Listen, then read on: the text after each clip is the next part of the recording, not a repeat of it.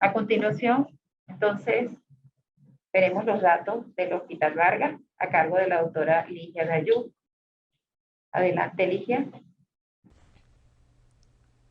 Buenas tardes, mi nombre es la doctora Ligia Dayú Mejías, soy adjunta docente del posgrado de endocrinología del Hospital Vargas de Caracas, coordinador de la clínica de hipófisis y miembro del grupo de trabajo de neuroendocrinología de la Sociedad Venezolana de Endocrinología y Metabolismo. El día de hoy vamos a hablar sobre el registro de tumores hipofisarios en el servicio de endocrinología del Hospital Vargas de Caracas. Para comenzar, vamos a hablar sobre el propósito de esta actividad y la cual fue realizar un registro de tumores hipofisarios en el servicio de endocrinología del Hospital Vargas de Caracas, que permitirá posteriormente contribuir con el desarrollo de un registro a nivel nacional en los diferentes servicios de endocrinología de hospitales y clínicas. Se realizó la revisión de historias médicas de pacientes con diagnóstico de tumor hipofisario, donde se recopilaron 106 historias médicas en un periodo comprendido entre 1985 y 2020. Estos datos fueron tabulados en una hoja de cálculo tipo Excel, donde posteriormente se realizaron los análisis estadísticos y estos fueron expresados en tablas y gráficos de frecuencia. Estos datos pudimos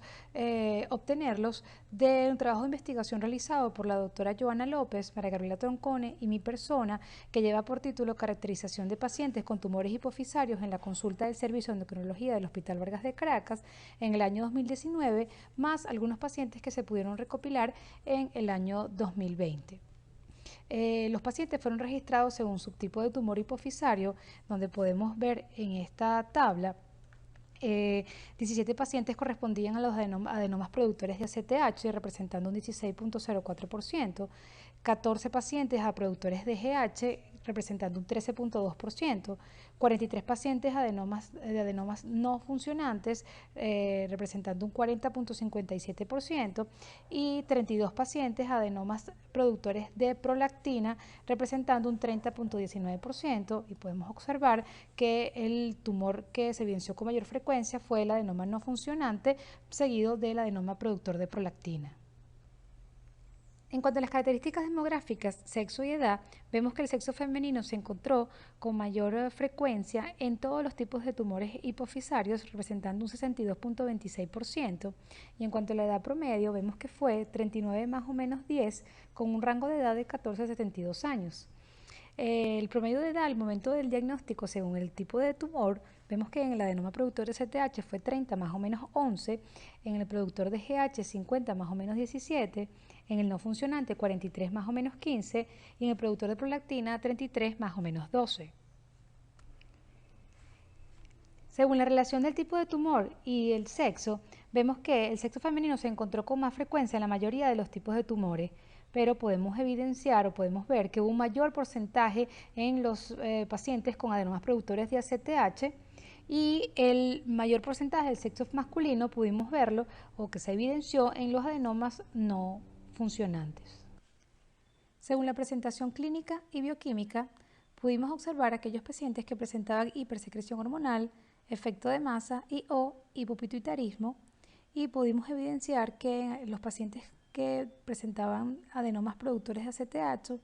GH y prolactina se encontraron un 100% hipersecreción hormonal, tanto clínico como bioquímico. En cuanto al efecto de masa, vimos que se presentó con mayor frecuencia en los adenomas no funcionantes, representando un 93%,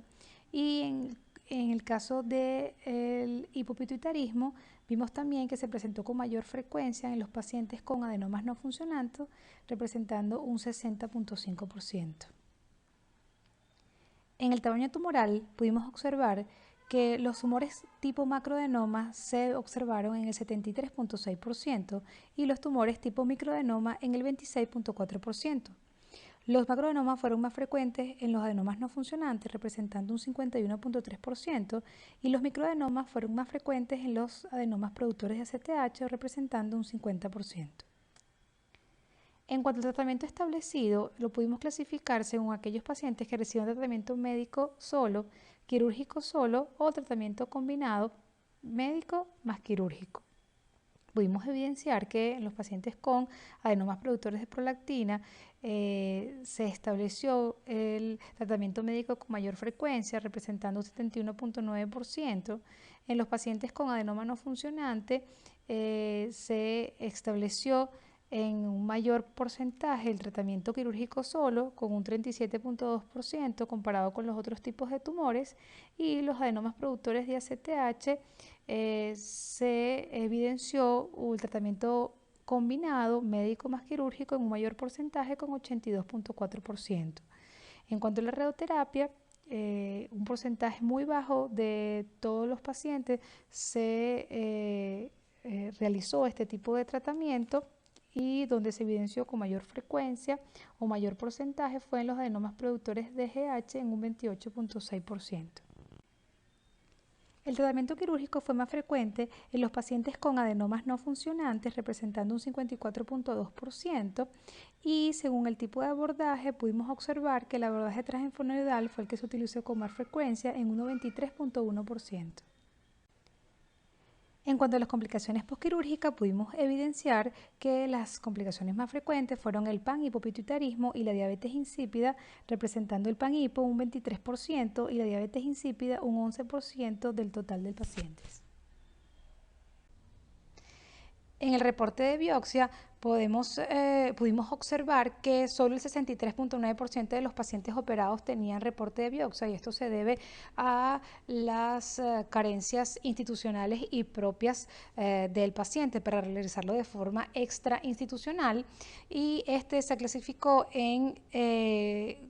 cuando se evidenciaba la presencia de un adenoma hipofisario, cuando había presencia de tejido normal o cuando se evidenciaba una muestra no satisfactoria. Entonces vemos que en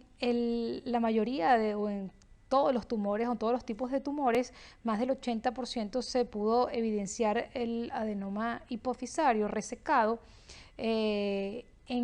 También un gran porcentaje, más del 90%,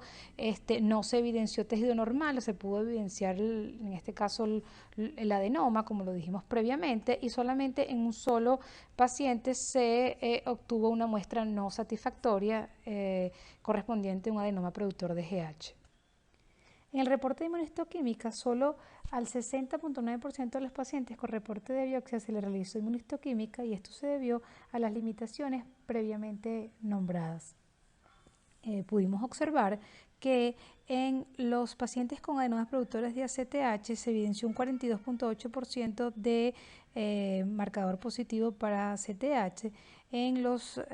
pacientes con adenomas productores de GH vimos que en un 100% se presentó marcadores GH positivo. En aquellos con adenomas no funcionantes se evidenció un 46.1% de marcadores de FSH y LH positivos, y en cuanto a los adenomas productores de prolactina vimos que en el 80%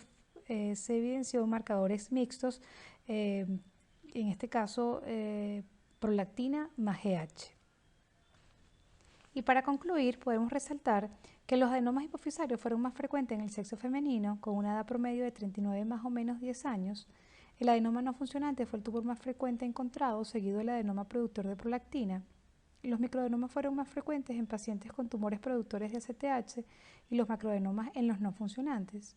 El tratamiento médico fue la principal alternativa para los adenomas productores de prolactina y el quirúrgico para los adenomas productores de ACTH y no funcionantes. Y por último, los adenomas no funcionantes fueron en su mayoría adenomas gonadotropos tras el estudio de inmunistoquímica. ¿Y cuál es la expectativa que tenemos al realizar esta actividad o este registro? Bueno, por supuesto, mantener el trabajo interdisciplinario con los servicios de neurocirugía, neurooftalmología y anatomía patológica, poder realizar los estudios de anatomía patológica a todo paciente con tumor hipofisario, tanto biopsia como inmunistoquímica, y poder implementar el instrumento o formato de recolección de datos clínicos, epidemiológicos y anatomopatológicos previamente presentados, para así poder realizar una gran base de datos con los diferentes servicios de endocrinología. Muchas gracias por su atención.